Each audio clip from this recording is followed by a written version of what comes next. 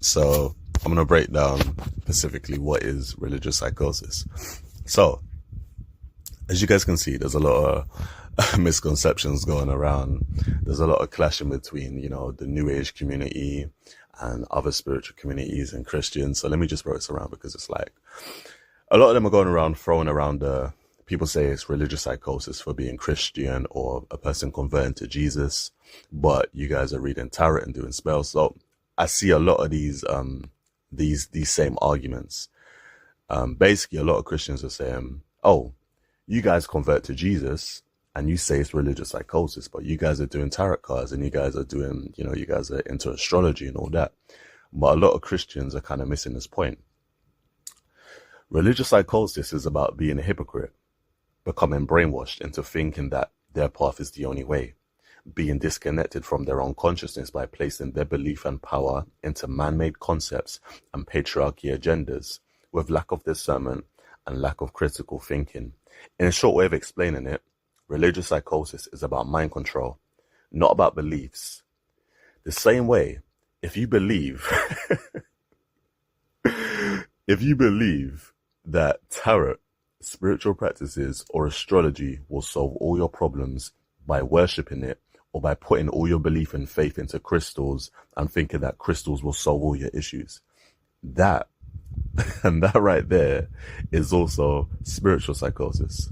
Or if you believe that, oh, love and light is the only way, we should only focus on love and light, and you might see a dying child and you'll talk about, oh, that child chose its path, just focus on love and light and that child will be saved. That's spiritual psychosis. So the love and light agendas are also spiritual psychosis. So it's the same thing. Religious psychosis and spiritual psychosis is basically the exact same thing. And both of it is real. A lot of Christians have blocked me for this, but it's the truth.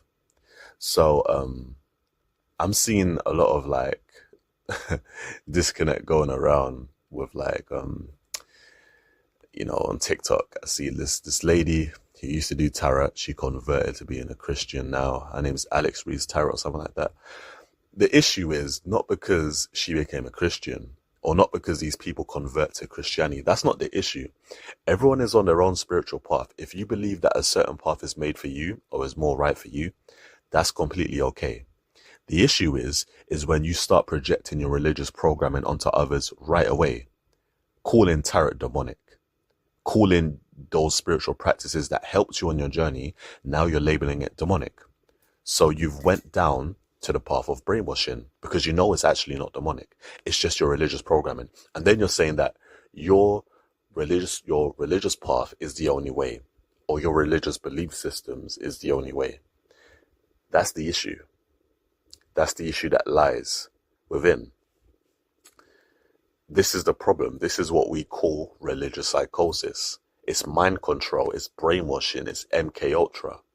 If you know about MK Ultra, if you know about brainwashing, if you know about mind control, it's all this is the loop. This is the karmic loop, basically. So, in a way of explaining it, and I'm going to continue to say this, religious psychosis is real. Religion is linked to separation of self, disconnection of self, the same way spiritual psychosis does the exact same thing. So, yeah. In a way of explaining it, right?